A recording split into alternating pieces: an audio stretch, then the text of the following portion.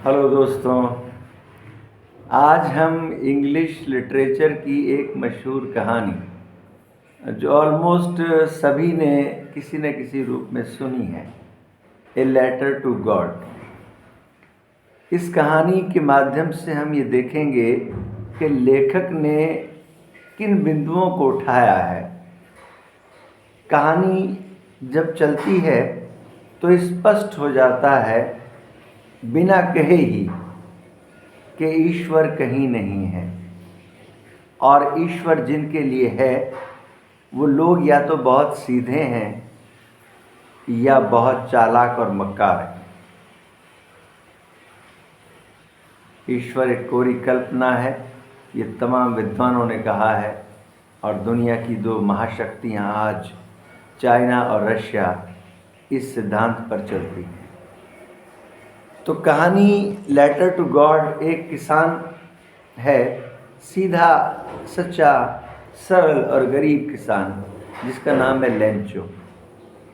Lencho पहाड़ी पर उसका घर है और उसके खेत में मकई के पौधे उगे हुए हैं। मक्का की खेती वो कर रहा है।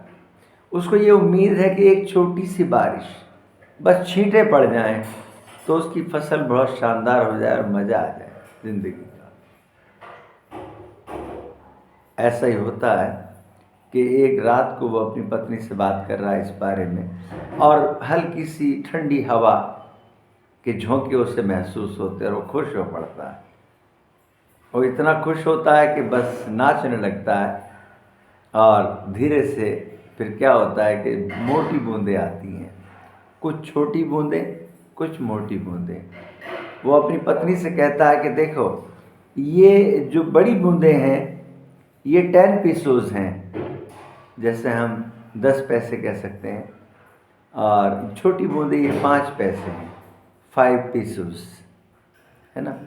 तो वो खुशी का ठिकाना नहीं रहता। उसको लगता है कि मेरी फसल अब बढ़िया फसल होगी। धीरे धीरे क्या होता है कि तेज़ हवाएं चलने लगती हैं और बारिश एक विकराल रूप धारण कर लेती है। एक भयंकर बारिश है।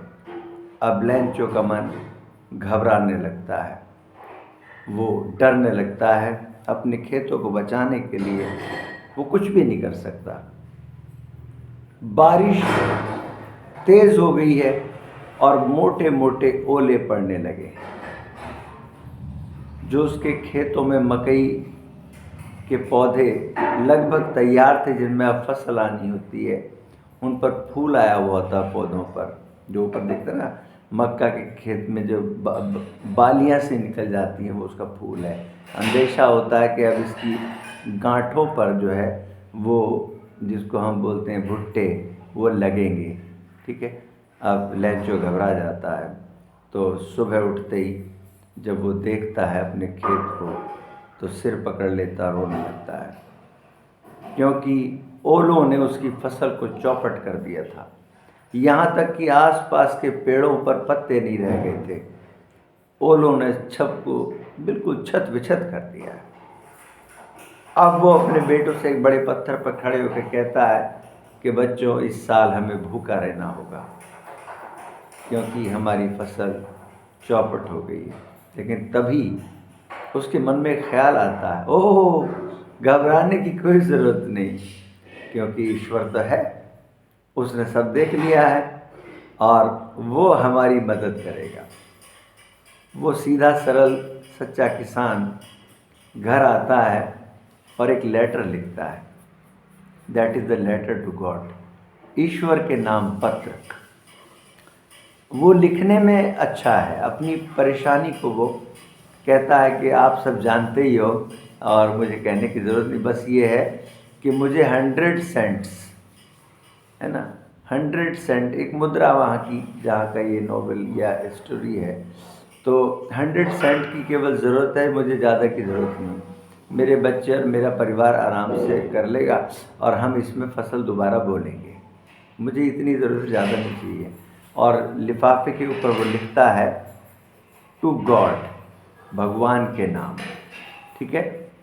तो इस लेटर को वो लेके पोस्ट ऑफिस पहुंचता है और वहाँ स्टाम्प लगा के और लेटर बॉक्स में डाल देता है। तो एक डाकिया जो सीधा अच्छा डाकिया है, पोस्टमैन, वो केवल पोस्ट डिलीवरी नहीं करता बल्कि चिट्ठियों को छांटता भी है कि उसके इलाके में जो जो एड्रेस पड़ते हैं वो चिट्ठियाँ कौन कौन सी हैं वो छटवाता है वहाँ पे। तो एक लेटर उसके हाथ में आ जाता है अचानक, जिस पर पते के लिए भगवान का नाम लिखा हुआ है, भगवान के लिए, और नीचे लिखने वाले का नाम और पता है। तो वो हंस पड़ता है कि मैंने पूरी ज़िंदगी हो गई नौकरी करते हुए, इस एड्रेस पे तो कभी चिट्ठी मैंने पहुंचाई नहीं है, कोई लेटर मैंने नहीं पहुंचाया है। तो वो हंसता हुआ पोस्ट मास्टर के पास पहुंचता है। पोस्ट मास्टर भी उसको देख के हंसता है, लेकिन तभी वो गंभीर हो जाता है। उसको लगता है ये आदमी बहुत सीधा है शायद। यहाँ अर्थ समझिए, ये आदमी बहुत सीधा है, अर्थात ये सीधा नहीं होता तो ईश्वर से कोई उम्मीद नहीं करता। इसको मालूम होना चाहिए था कि ईश्वर नहीं है। तो फिर भी वो लेटर को खोलता है और वो देखता है उसमें उसकी व्यथा, उसकी कहानी, उसके साथ जो हुआ। तो वो इरादा करता है कि एक काम करते हैं, हम पोस्ट ऑफिस डिपार्टमेंट के लोग इस आदमी की उम्मीद जो इसने ईश्वर से लगाई है उसको पूरा करने की कोशिश करते हैं। तो वो कंट्रीब्यूशन मांगता है कि थोड़ा थोड़ा पैसा सब दें, और ख़ुद भी वो बड़ा पैसा उसमें देता है। लेकिन जो 100 सेंट्स मांगे गए थे उतना पैसा नहीं होता, केवल 70 सेंट इकट्ठा होते हैं। और वो 70 सेंट इकट्ठे करके लिफाफे में, और वो उस एड्रेस पर जो लेंचो का एड्रेस है, किसान का एड्रेस है, उस पर भेज देते हैं। लेंचो उसको खोलता है और देखता है, वो गिनता है कि ये तो 70 सेंट है, मैंने तो 100 मांगे थे। भगवान तो गलती कर नहीं सकते, जब मैंने 100 मांगे तो भगवान तो 100 भेजेंगे ना। तो वो अगले दिन एकदम सुबह पहुंचता है और एक चिट्ठी और लिखता है। उसमें वो लिखता है कि ये पोस्ट ऑफिस डिपार्टमेंट के लोग बहुत करप्ट हैं, आपने जो है मुझे 100 भेजे थे लेकिन इन्होंने 30 उसमें से चुरा लिए और इन्होंने मुझे 70 ही भेजे केवल, इसलिए इस बार आप जब मुझे भेजें बाकी बचे हुए मेरे 30 सेंट तो वो डायरेक्ट मुझे भेज दें, इनको ना भेजें। यहाँ ये कहानी एंड हो जाती है। तो अब आप यहाँ पर आकलन करेंगे कि एक सीधे आदमी को ईश्वर में फेथ करने वाले लोगों ने क्या सिखाया होगा। जो लोग तमाम ईश्वर के नाम की ये पूजा, ईश्वर के नाम की वो पूजा, रेट लिस्ट लगा के रखते हैं मंदिरों में, ठीक है। ऐसे ही तमाम मुल्ला मौलवी जो ताबीज़ देते हैं, अगर एक बात सिद्ध है कि होगा वही जो राम रचि राखा, या अल्लाह ने पहले से तय कर दिया है क्या होना है, तो क्या किसी पंडित में, किसी मौलवी में इतनी ताकत है कि वो अपने ताबीज़ और मंत्रों के जरिए सुपर शक्तिमान, सर्वशक्तिमान ईश्वर जो सृष्टि का नियंता है, जिसने सब कुछ पहले से निर्धारित कर रखा है, ये उसके इरादों को बदल सकते हैं? क्या ये दलाल हैं? क्या हैं? अगर ईश्वर है तो वो एक सच्चे आदमी के दुख को इनके थ्रू क्यों दूर करता है? वो सीधे ही नहीं देखता, उसको साफ दिखाई नहीं पड़ता, ये उसकी आंखें खोलते हैं। ये क्या क्या तमाशा है। लोग मज़ारों पर जाते हैं, दरगाहों पर जाते हैं, लोग पीर और पता नहीं पैगंबर और पता नहीं क्या क्या देवता, कुल देवता, लक्ष्मी, गौरी, लंकापति और ये पति और पशुपति, है ना, विष्णु और पता नहीं कितने करोड़ों देवी देवता हिंदूज़ में भी विद्यमान हैं। सबके लिए मंत्र बना रखे हैं अलग अलग, और सबके मठाधीश बैठे हैं कि शनि शत्रु नहीं मित्र है, शनि के नाम पर कमा रहे हैं। मंगलवार बजरंगबली का दिन है, दिन भी बांट दिए, ठीक है, लोगों में बंटवारा कर दिया स्टार्टिंग अगर आप हिंदू धर्म का देखते हैं तो यहाँ पर शैव और वैष्णव दो संप्रदाय चलते हैं। एक की निगाह में शिव सब कुछ है, सबसे बड़ा ईश्वर, और दूसरों की निगाह में विष्णु सबसे बड़ा ईश्वर। ठीक है।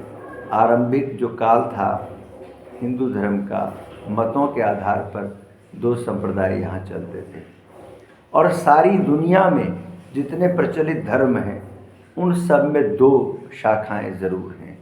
अगर हम इस्लाम की बात करें तो शिया और सुन्नी, उनमें भी बरेलवी और पता नहीं कौन कौन। हिंदुओं की बात मैंने बता ही दिया आपको, शैव और वैष्णव।